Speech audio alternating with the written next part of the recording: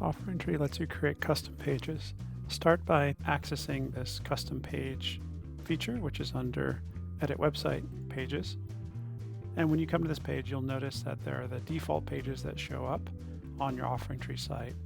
And you are able to unpublish these at any time. You simply hide them by clicking on the slider. So let's say I wanted to turn off that little schedule widget on the homepage. I would just turn it to unpublish. And then when I go back to my website, you'll see now that it disappeared. It's no longer there. So that's one thing that you can do, is you can actually go ahead and unpublish or hide different elements of the default settings for OfferEntry. You can also rename them. So if you don't like the fact that it says schedule, you could change it to something else. If you don't like it that says offering, you could change it just by clicking the pencil, updating the name, and hitting rename. If you want to add a custom page or create a new page, you can do that by clicking Create Page. And notice that it gives you a little reminder that shorter is better. So maybe I want to create a page that says resources. And then below, I can just start actually creating the content of that. So I might say resources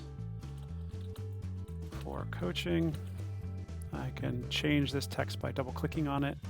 And then I can make it title text if I want to, or change it into different size headers. In this case, I'll make it title text. I'll hit return. And then let's say I wanted to add an image. So I can add an image. That's the first option there. I could embed a video or media if I wanted to. So YouTube or Vimeo or Wistia or any other service. If I wanted to embed a sound file like from SoundCloud or some other service, I would just do that. Or if I want to have some custom integration, I can do that as well. So you can grab custom widgets and other code snippets if you want to include that, just by clicking Add Integration and getting it from that third-party service. So in this case, let's say I'm going to go ahead and add a picture. I'm going to add a leaf. And now I've added that to the page. And now let's say that I want to change the size of that. I'll click the gear icon in the top right, and then I can make it left justify. And again, let's say, I don't like that. I'll click the gear icon in the image, click center, click save. And then I can add a little caption below it. I hit return again, and I'm now on another line. So then I can start adding, here are my resources. And let's say I wanted to add a couple of hyperlinks to Zoom, and maybe let's send it to Microsoft Teams. And then what I could do is I could highlight this text, and let's say I want to make it a bulleted list. And then I can add in hyperlink. In this case, I'll add zoom.us. So I just select the text, and notice that it brings it up. And again, I would select the text here, click on this.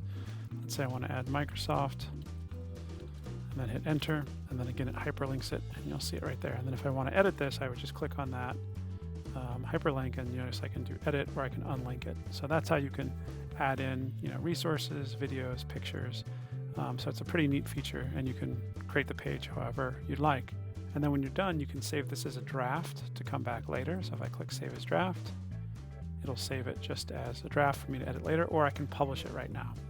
In which case, you'll see it here, resources, since I saved it as a draft, and it's clicked as unpublished. But if I want to make it live, I go ahead and confirm that I want to publish it, and then it's now live on my site. So when I go back to my site, you'll see that it now has resources listed here in the upper right corner.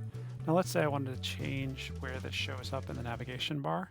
That's pretty simple too. I just go back into my site, go to Pages, and then I can use this up or down arrow to change the order of it. And notice I'm moving it up higher, in which case it's going to be closer to the left on the navigation bar, because I'm changing the order in which it appears. So let's say I want to have it be right after the About section. Now I can go back to the site, and you'll see that it shows now in the second position here as resources. The final thing I want to mention is about how you can actually change the access level for pages that you create.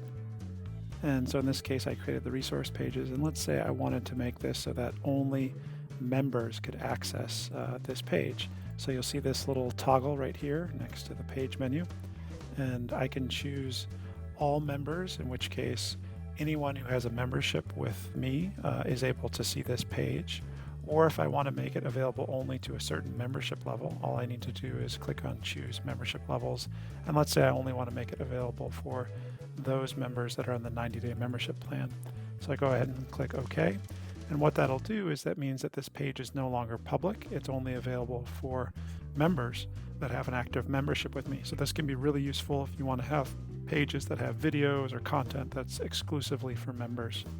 And so if I want to keep that setting, all I have to do is hit publish.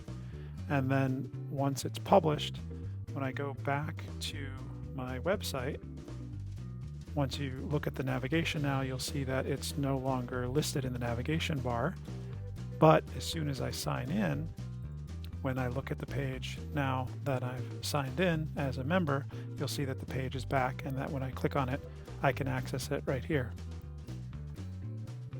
The final thing that you can do if you want to work on your site and you want to make sure that it's offline and it's not available for others to see is you can go back to pages and click unpublish your site.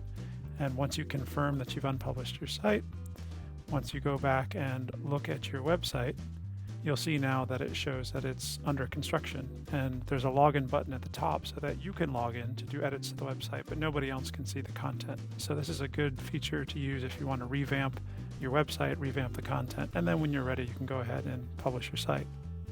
So this is the overview of the custom pages feature, how you can create custom website pages with your Offering Tree site. And we look forward to seeing all that you have to offer.